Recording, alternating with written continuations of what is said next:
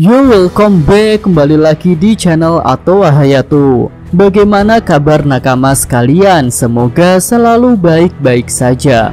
Chapter 1071 dibuka dengan kedatangan Kuma ke Mariejoa. Kuma datang dengan cara terbang dan dia menabrak Redline ketika mendarat. Nah, kembalinya Kuma ke Mariejoa seperti membuat rencana Revo Army untuk menyelamatkannya jadi sia-sia. Tapi tentu saja akan ada hal menarik yang terjadi dari drama penyelamatan Kuma ini agar cerita yang sudah dibangun tidak sia-sia juga. Di sini Mimin punya beberapa skenario. Pertama, Kuma kembali karena perintah Gorosei. Mengingat Gorosei punya kontrol tertinggi pada Seraphim dan kemungkinan pasifista juga seperti halnya Kuma. Tapi pendapat pertama ini punya kelemahan, yaitu untuk mengendalikan Seraphim harus datang sendiri. Tidak bisa kontrol jarak jauh, misalnya menggunakan Denden Mushi. Jadi harusnya para Gorosei tidak bisa memberikan perintah kepada Kuma jika mereka tidak muncul secara langsung. Lalu kemungkinan kedua, Kuma datang ke Mariejoa untuk melakukan serangan. Hal itu terfikirkan oleh Mimin ketika melihat pengumuman di Mariejoa yang menyatakan jika Kuma sedang menjalankan program yang tidak diketahui. Jadi mungkin saja kembalinya Kuma ke Mariejoa karena sebuah program darurat yang bertujuan untuk menyerang Mariejoa, seperti halnya yang dilakukan oleh robot kuno 600 tahun lalu.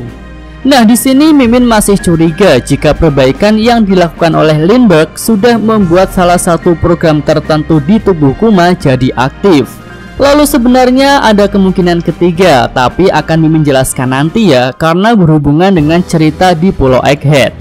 Oke, lanjut kita beralih ke Pulau Egghead. Di sini para CP0 tidak bisa melakukan serangan ke lab Vegapunk karena adanya Frontier Dome atau perlindungan laser. Tapi para CP0 tidak kehilangan akal. Mereka menutup akses keluar Pulau Egghead, yang berarti para Vegapunk dan kru topi jerami tidak bisa meninggalkan pulau itu. Di sini Lucci terlihat masih tak mau menunggu kedatangan angkatan laut. Dia terlihat ingin bertindak lagi dan Lucci pun tak mau mengakui Luffy sebagai Yonko. Nah, tindakan egois dari Lucci ini mungkin akan memancing kemarahan Admiral Kizaru. Karena sampai di sini paling tidak Lucci sudah membuat 3 keputusan sepihak. Pertama, sudah melakukan pertarungan dengan Luffy padahal belum ada persetujuan dari atasan. Yang kedua, Lucci sudah menyerang Sentomaru. Dan lagi-lagi hal itu dilakukan tanpa konfirmasi dulu ke markas pusat. Lalu yang ketiga, Lucci menutup semua pintu keluar Egghead. Ya, ini terdengar bagus ya karena Vegapunk tidak bisa kabur. Tapi jika pintu ditutup, tentu Admiral Kizaru dan armada kapal marin juga tidak bisa masuk ke Pulau Egghead. Ya, memang ada kemungkinan Lucci akan membuka pintu ketika Kizaru datang. Tapi di sini Stacy mengatakan bahwa Lucci tidak mau mendengarkan perintah atasan. Jadi ada kemungkinan walaupun Kizaru datang, Lucci tetap tidak akan membuka pintu karena dia ingin mengalahkan Luffy dan menangkap Vegapunk dengan tangannya sendiri.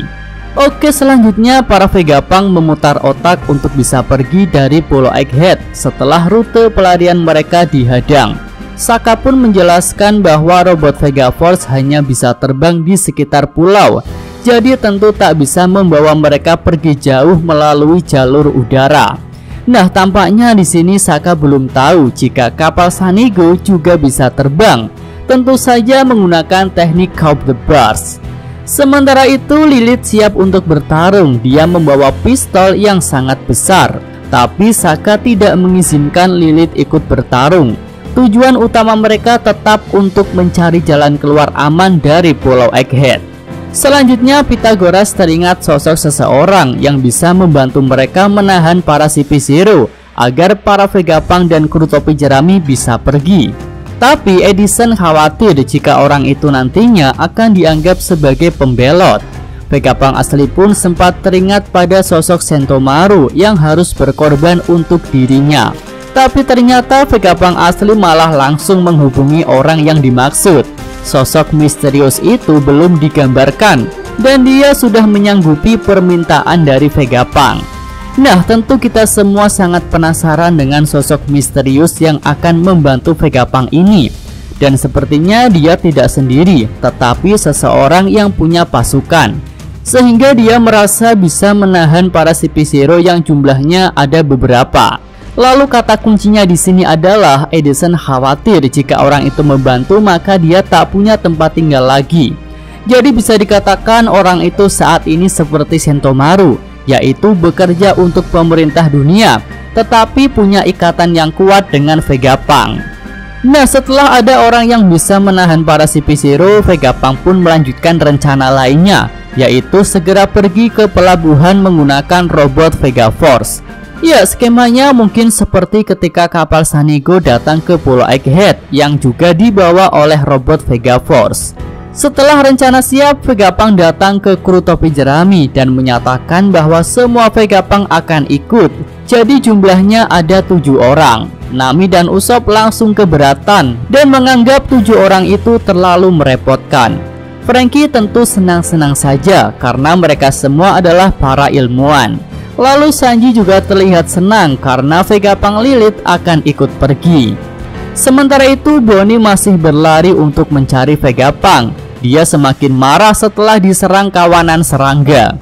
Nah, di sini Luffy juga harus berusaha menyelamatkan Vegapunk dari tangan Bonnie. Lalu selanjutnya ada hal yang mengejutkan, yaitu perlindungan laser Frontier Dome tiba-tiba terbuka. Dan anehnya lagi tidak ada yang tahu siapa yang sudah membukanya. Para Vegapunk sudah mengkonfirmasi tidak ada orang yang membuka pertahanan itu dari ruang kontrol. Dan para CP0 juga tidak membukanya. Mereka malah jadi terkejut dan menganggap itu sebagai jebakan. Nah, ini bisa dikatakan sebagai keanehan yang kedua setelah keanehan pertama tadi, yaitu Kuma yang kembali ke Mariejoa. Dari dua keanehan itu ada satu sosok yang menurut Mimin menjadi dalangnya, yaitu Im Sama. Ya, skemanya menggunakan kemampuan peta seperti yang digunakan Im Sama kepada kerajaan Lulusia. Di sini Mimin menduga jika Im Sama bisa punya kemampuan untuk mengendalikan apapun yang menjadi aset milik pemerintah dunia. Ya, tentunya dengan kemampuan peta itu. Jadi seluruh objek dan pulau yang termasuk dalam milik pemerintah dunia bisa dikendalikan oleh Im Sama. Dan tentu karena sosok Im Sama sendiri tidak diketahui oleh umum, maka kemampuan misteriusnya itu juga tidak diketahui oleh siapapun. Ya, mungkin kecuali para Gorosei. Dengan skenario kemampuan Im Sama ini rasanya bisa menjelaskan mengapa Kuma bertindak aneh seperti itu. Dan inilah yang Mimin maksud sebagai kemungkinan ketiga di awal tadi. Lalu terbukanya Frontier Dome juga bisa dilakukan oleh Im Sama dengan skenario itu, karena Egghead adalah pulau milik pemerintah dunia. Nah, setelah perlindungan lab terbuka, Lucci, Kaku, dan Stacy memutuskan untuk naik, dan di atas mereka melihat kapal Sanigo. Tanpa basa-basi, Lucci meminta Kaku untuk menghancurkan kapal bajak laut topi jerami itu. Kaku pun melancarkan serangan Rangkyaku yang besar. Tapi Zoro yang sedang tidur di kapal bisa menyadarinya, dan Zoro pun langsung menahan serangan dari Kaku itu. Kaku jadi terkejut ketika melihat Zoro. Nah, di sini Zoro menunjukkan tingkat Kenbunsoku Haki yang baik, karena bahkan ketika tidur pulas pun Zoro bisa tahu adanya serangan. Hal ini mengingatkan Mimin pada Kenbunsoku Hakinya Shirohige, yang bisa dengan mudah melumpuhkan pergerakan Ace, walaupun Ace menyerang saat Shirohige tertidur. Lalu selanjutnya Zoro dan Kaku diperlihatkan terlibat bentrok. Sementara itu rencana para Vegapunk langsung kacau ketika Frontier Dome terbuka dan para CP0 bisa masuk. Hal itu membuat mereka tak punya pilihan lain selain ikut bertarung untuk membantu mempertahankan kapal bajak laut topi jerami. Selanjutnya tim Luffy berkumpul dengan tim Sanji. Mereka bicara tentang situasi genting yang memaksa untuk segera pergi, walaupun sebenarnya mereka masih ingin bersantai di Egghead. Lalu Robin menyadari jika Vegapunk asli telah menghilang dari mereka.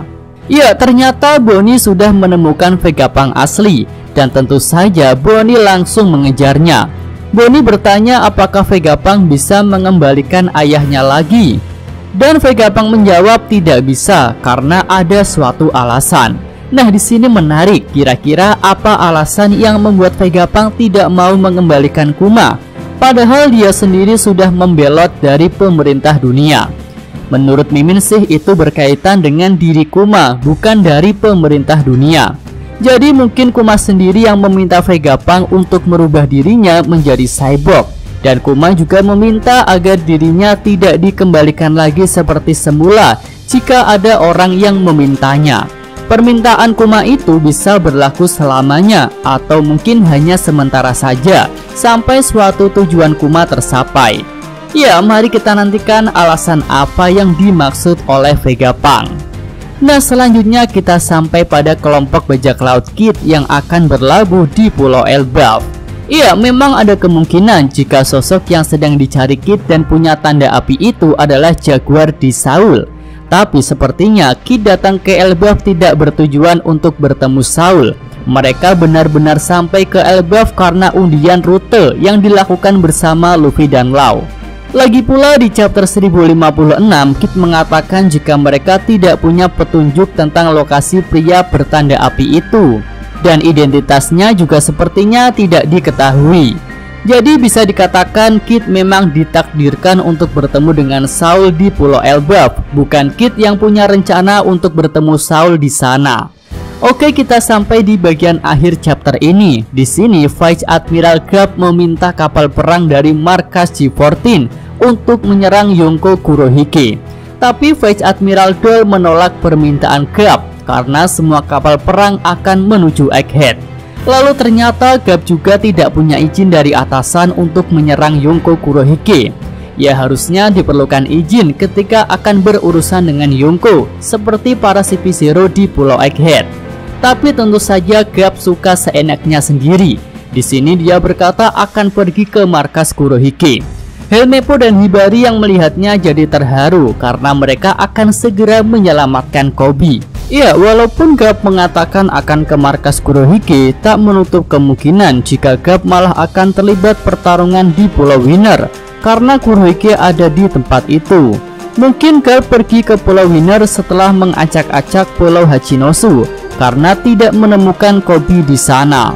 Selanjutnya di sini Mimin tak melihat sosok tangan kanan Garp yang seorang pendekar pedang bernama Bogart. Tapi sepertinya dia juga akan ikut karena dia seringkali terlihat bersama Garp. Dan kita akan melihat sekuat apa pendekar pedang yang menjadi tangan kanan dari Garp sang pahlawan itu. Oke, sampai di sini aja pembahasan untuk segmen Real Review chapter 1071 ini. Jika ada tambahan, saran, dan komentar bisa tulis pada kolom komentar. Dan jangan lupa minggu depan libur ya. Ya, sebenarnya minggu ini juga libur sih, tapi karena bocorannya muncul lebih cepat, maka chapternya pun rilis lebih cepat. Yang seharusnya baru akan rilis secara resmi nanti pada tanggal 6 Januari. Dan untuk chapter 1072 nanti kemungkinan besar akan rilis resmi pada tanggal 22 Januari. Oke lah, Mimin atau Hayato, terima kasih. Iya, cukup sekian video kali ini. Semoga nakama sekalian menyukainya. Terima kasih udah nonton. Jangan lupa like-nya dan subscribe channel Atowa Hayato. Yo!